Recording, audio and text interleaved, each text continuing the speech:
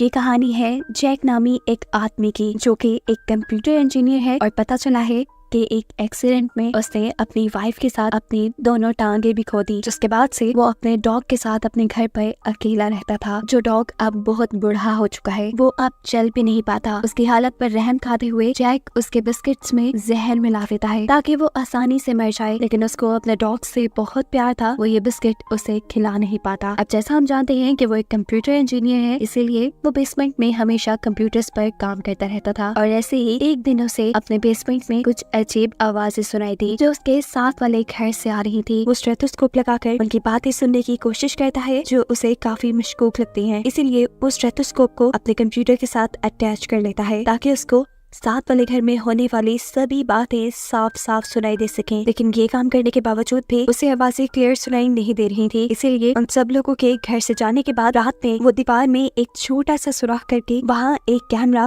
और microphone fit कर देता है, जिसकी मदद से अब वो वहाँ होने वाली हर चीज पे नजर रख सकता था। आज के दिन उसके घर पर एक डेजी नाम की लड़की आती है। वो जैक के घर पे रहना चाहती थी क्योंकि जैक ने पेइंग गेस्ट के लिए ऐड दिया था। डेजी के साथ उसकी बेटी भी थी। जैक कुछ दिन तक नोटिस करता है कि वो बच्ची हमेशा डेरिस में भी रहती है और किसी को देखते ही छुप जाती है। जैक को इस बच्ची में अपनी बेटी की झलक आती थी, इसीलिए जल्द ही वो इनसे घुल मिल जाता है। हर रात में अब वो अपने कंप्यूटर से साथ वाले घर में होने वाली एक्टिविटीज देखता है। उसे पता चला कि साथ वाले घर में काफी सारे लोग हैं जो घर के बिल्कुल दरमियान में से एक टनल बना रहे हैं और साथ ही साथ किसी बॉम्ब को ब्लास्ट करने की भी प्लानिंग कर रहे हैं। ये काम उन्होंने क्रिसमस के दिन करने का प्लान किया है। ये सब देखते हुए अचानक वो देखता है कि उसकी पेइंग गेस्ट डेजी भी उनके साथ मिली हुई थी। ये देखते ही वो समझ गया कि डेजी भी किसी प्लान के तहत उसके घर पे पेइंग गेस्ट बन के आई है। डेजी इस गैंग के लीडर की गर्लफ्रेंड थी, जो लीडर से कहता है कि तुम्हें इस टाइम यहाँ नहीं आना चाहिए था। वो अब उसे एक चाबी देकर यहाँ से भेज देता है। डेजी छत के रास्ते से दोबारा जैक के घर आ जाती है और यहाँ जैक उससे कोई सवाल नहीं करता। अगले दिन डेजी जब मार्केट जाती है तो जैक उसकी बेटी से बातें करने की कोशिश करता है, लेकिन देखता है कि उसकी बेटी कुछ नहीं बोलती। वो हमेशा सिर्फ उसके डॉग को ही कुछ न कुछ सुनाती रहती थी। वो जानना चाहता था कि ये बच्ची डॉग को क्या कहती है, इसलिए वो डॉग के गले में एक माइक्रोफोन छुपा देता है और अब दोबारा अपने साथ वाले घर पर लगाए हुए कैमरास की फुटेज चेक करना शुरू करता है। इस मर्तबा उसे उनका मेजर प्लान पता चल चुका था। इस गैंग के लोग बैंक में रॉबरी की एक बहुत बड़ी प्लानिंग कर रहे थे। ये जमीन के नीचे से एक ऐसी टनल बना रहे थे जो बैंक के लॉकर रूम में खुलेगी, जहाँ से वो लॉकर्स में रखा हुआ सारा पैसा एक ट्रॉली के जरिए इस घर तक वापस ले आएंगे। जैक उनका सारा प्लान अब नोट कर रहा था। तभी एक आदमी वहाँ पर आता है जो उन्हें जमीन के नीचे से बैंक तक की टनल बनाने का रास्ता समझाता है और ये करने के बाद वो लीडर उस आदमी को मार देता है। ये आदमी बहुत ही बेरहम था। जैक भी ये सब कुछ देखकर डर गया था। उसके कैमरास में ये सब कुछ रिकॉर्ड भी हो चुका था। वो जल्दी से पुलिस को रिपोर्ट करने के लिए जैसे ही फोन उठाता है तो उसे मालूम हुआ कि इस गैंग के साथ एक बड़ा पुलिस ऑफिसर भी मिला हुआ है, यानी पुलिस भी इनका कुछ नहीं बिगाड़ पाएगी। और यही ऑफिसर अब इस मरे हुए इंसान की डेड बॉडी को भी ठिकाने लगाने वाला था। यहाँ ये पुलिस ऑफिसर इस गैंग को वार्न करता है कि चोरी करते हुए 747 और 748 लॉकर्स में से तुम लोगों ने कुछ नहीं चुराना, ये उसके अपने लॉकर्स थे। सारे प्लान को नोट करने के बाद हम देखते हैं कि जैक ने डेजी की ड्रिंक के अंदर कुछ बेहोशी वाली दवाई मिला दी थी, जिसे पीते ही वो बेहोश हो गई। जिसके बाद उसने डेजी को लाकर बेड से बांध दिया। जैसे ही वो होश में आई तो उसने अपने सामने जैक को पाया, जो उससे सवाल कर रहा था कि तुम इतने बुरे लोगों का साथ क्यों दे रही हो। डेजी कहती है क्योंकि उस गैंग का लीडर मेरा बॉयफ्रेंड है, मुझे उससे बहुत प्यार है और उसे पैसों की बहुत ज्यादा जरूरत है। बैंक रॉबरी के अलावा वो कुछ नहीं कर सकता, लेकिन हाँ उसकी एक अच्छी बात यह है कि वो किसी को नुकसान नहीं पहुंचाता। जैक उसे कहता है कि ये तुम्हारी गलत फहमी है डेजी। वो उसे लैपटॉप पे एक फुटेज ऑन करके दिखाता है जिसमें गैंग के लीडर ने एक मासूम आदमी की जान ली थी। कि देखते ही डेजी की आंखों से आंसू बहने लगे, क्योंकि वो जान गई थी कि जिस आदमी पे उसने भरोसा किया वो एक फ्रॉड है और साथ ही एक बेरहम इंसान भी। असल में डेजी को बेहोश करके उसे बांधकर ये सब बातें बताने का जैक का भी एक खास मकसद था। वो डेजी को यहाँ अपना प्लान दिखाता है और कहता है कि देखो ये लोग जब रॉबरी करेंगे तब पैसा एक ट्रॉली के जरिए ये लोग इस घर तक लेके आएंगे। टनल मेरे घर के ठीक नीचे से गुजरती है, इसीलिए मैं वहाँ एक होल कर रहा हूँ ताकि मैं उनके चुराए पैसों में से कुछ पैसे उठा पाऊँ। ये सब सुनकर डेजी घबरा जाती है। वो उसे कहती है तुम ऐसा नहीं करो, तुम पकड़े जाओगे। लेकिन जैक तो उसकी एक भी बात नहीं सुनना चाहता था। यही दूसरी तरफ लीडर और उसके गैंग को एक ही बात पता चलती है कि जो वो टनल बना रहे थे वो एक गलत रास्ता था। बैंक तक पहुंचने के लिए उनको अपना रास्ता बदलना पड़ेगा। साथ ही अब वो अपनी ट्रॉली भी बदल देते हैं। पहले जो ट्रॉली ये लोग यूज कर रहे थे उसके ऊपर कोई कवर नहीं था, लेकिन अब ट्रॉली के ऊपर कवर था। यानी जैक जो अपना प्लान बना रहा है उनकी ट्रॉली से पैसे निकालने का, उसका सारा प्लान फ्लॉप हो चुका है सिर्फ इस ट्रॉली के चेंज होने की वजह से। अब जैक को भी अपना प्लान चेंज करना था। रात होने पर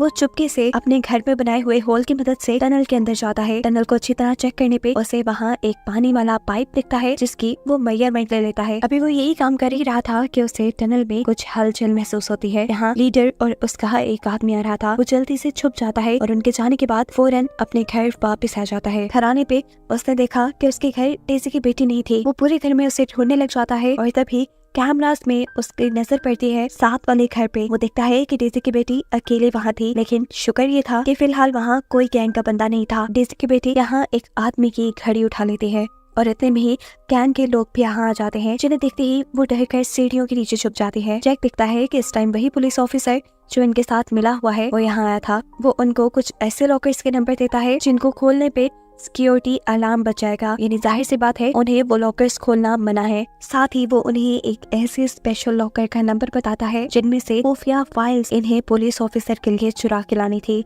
गैंग के सभी लोग यहाँ से बाहर चले जाते हैं और उनके जाते ही डेज़ी की बेटी वापस जैक के घर आ जाती है। उसे टनल होल के जरिए जो जैक ने अपने घर पे बनाया था ऊपर वापस आने में जैक उसकी मदद करता है और उसके हाथ में मौजूद गैंग के बंदे की वो वॉच खुद ले लेता है। जैक ने डेज़ी को अभी तक बांध के रखा हुआ था। हम देखते हैं कि उसके पास गैंग के लीडर की कॉल आती है। जैक डेज़ी से कहता है कि तुम्हें मेरी मदद करनी होगी, तुम्हें ये कॉल उठाकर बिल्कुल नॉर्मल उससे ऐसे बात करनी होगी जैसे तुम्हारे साथ कुछ भी नहीं हो रहा। डेज़ी जब भी करने से मना करती है तो एक और मर्तबा जैक उसे रिकॉर्डिंग सुनाता है। इस मर्तबा रिकॉर्डिंग उसकी बेटी की थी जब वो घंटों जैक के डॉग से बैठ के बातें किया करती थी, जिस रिकॉर्डिंग में वो बच्ची साफ साफ बता रही थी कि डेज़ी के बॉयफ्रेंड ने उसके साथ बहुत गलत किया, उसे टॉर्चर किया और जब डेज़ी अपने घर पर नहीं होती वो आदमी डेज़ी की बेटी को टॉर्चर करता है। और अब जब भी वो किसी आदमी को डेज़ी के घर पे आया देखती है तो वो छुप जाती है। वो अब सबसे डरने लगी थी। ये सुनने के बाद डेज़ी को भी एक धचका लगा। वो लीडर उसकी नजरों से बिल्कुल गिर चुका था। उसे उस लीडर से नफरत होने लगी थी, इसीलिए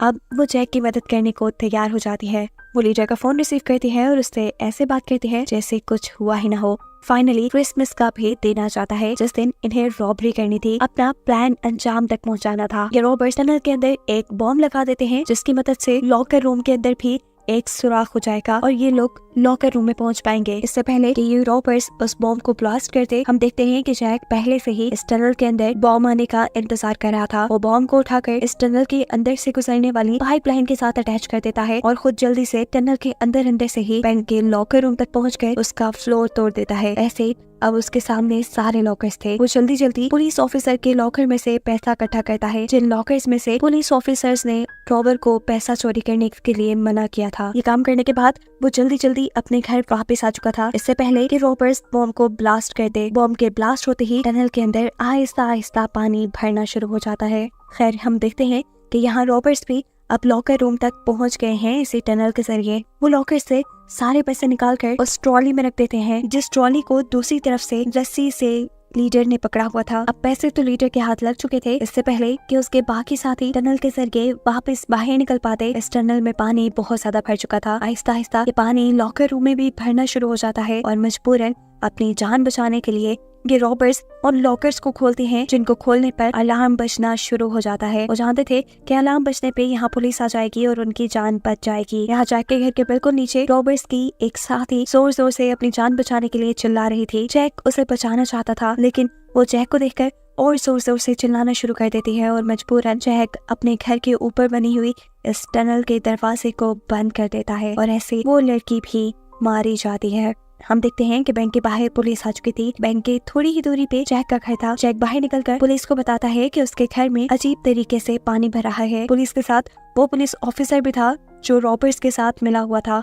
वही पुलिस ऑफिसर जैक के घर के अंदर आता है। उसे जैक पे शक हो चुका था। वो जैक से जैक का नंबर मांगता है तो इस वक्त जैक उसे अपने बजाय डेज़ी का नंबर दे देता है। कुछ ही देर बाद जैक के घर पुलिस के हुलिये में वो गैंग आ जाता है। तो जैक के घर को चेक करने के लिए उसे खोलने को कह रहे थे। जैक जानता था कि ये रॉबर्स हैं, लेकिन अगर वो इन्हें घर में आने से मना कर देता तो उनका शक जैक पर और भी ज्यादा पक्का हो जाता। इसीलिए शराफत से वो उन्हें अंदर आने देता है। इस टाइम पर डेजी के मोबाइल से वो पुलिस ऑफिसर को मैसेज करता है उसके घर पे आने का, लेकिन पुलिस ऑफिसर मैसेज देखने के बजाय अपने ही काम में बिजी थे। वो यहाँ लीडर को गुस्से में कॉल करते हैं और उससे कहते हैं कि मैंने तुम्हें मना किया था ना 747 और 748 लॉकर्स में से कुछ भी निकालने से, तो तुम लोगों ने वहाँ से चोरी क्यों की? ये चोरी तो हम जानते हैं कि रॉबर्स ने नहीं बल्कि जैक ने की है। इस टाइम इन रॉबर्स को अपने बहुत ज्यादा पंगे थे। वो गुस्से में पुलिस ऑफिसर की कॉल काट देता है और जैक से तफ्तीश शुरू करता है। वो जैक से पूछता है तुम्हारे साथ इस घर में कौन कौन रहता है? जैक जवाब में कहता है बस मैं ही। कुछ दिन पहले तक मेरी एक पेइंग गेस्ट और उसकी बेटी रह रही थी, लेकिन एक ही दिन पहले वो लोग इस जगह को छोड़ के जा चुके हैं। उसका ऐसा कहते ही यहाँ पर डेजी की बेटी आ जाती है और ऐसे उसका झूठ पकड़ा जाता है। गैंग लीडर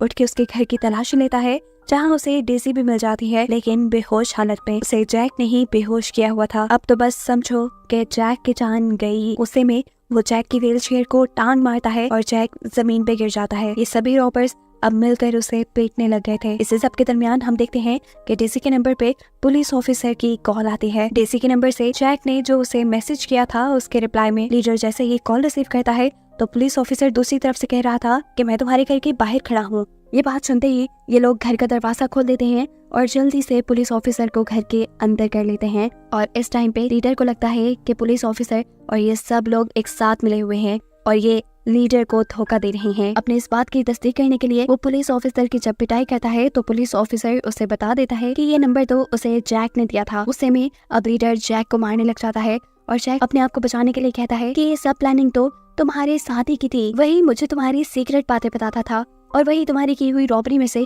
कुछ पैसे लेना चाहता था। अपनी बात को सच साबित करने के लिए वो लीडर को वही खुफिया बातें बताता है जो उसने दीवार में लगाए माइक्रोफोन की मदद से सुनी थी और साथ ही लीडर को उसके साथी की वो घड़ी भी देता है जो डेजी की बेटी वहाँ से उठा लाई थी। अपने खिलाफ सबूत देखते हुए इस आदमी को पता चल चुका था कि अब वो बचने वाला नहीं।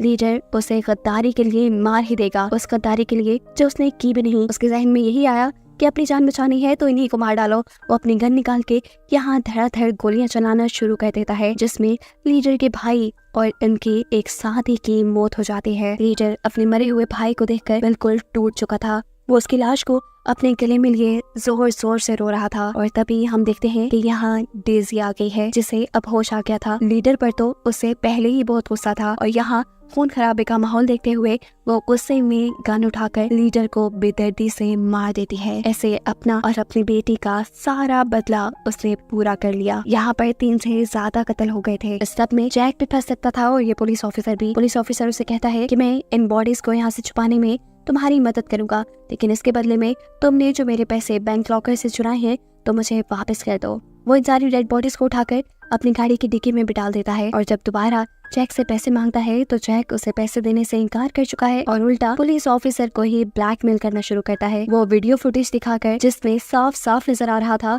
कि ये पुलिस ऑफिसर रॉबर्ट्स के साथ मिला हुआ था। इस वीडियो से वो किसी भी टाइम पुलिस ऑफिसर को फंसा सकता था। पुलिस ऑफिसर को भी समझ आ गई थी कि चुपचाप यहाँ से निकलने के अलावा उसके पास कोई ऑप्शन नहीं है। जाने से पहले वो जैक के घर में बिस्किट के बॉक्स से कुछ बिस्किट निकाल के खा लेता है और ये वही बिस्किट थे जो जैक ने अपने डॉग के लिए बना के रखे थे, जहर वाले बिस्किट। इस सब के बाद पुलिस ऑफिसर अपनी गाड़ी लेके यहाँ से चला गया। रास्ते में ही बिस्किट्स ने अपना असर दिखाया, यानी बिस्किट्स ने पुलिस ऑफिसर की जान लेना शुरू कर दी और ऐसे में रोड पे उसका बुरा एक्सीडेंट हो गया। उसकी कार बुरी तरह जल गई जिसके साथ सारे सबूत भी मिट गए। अब जैक, डेजी और उसकी बेटी के ऊपर कोई खतरा नहीं था। ये लोग यहाँ एक नई फैमिली बनाने का फैसला करते हैं जिन्हें दिखाते हुए ये कहानी यहाँ खत्म हो जाती है।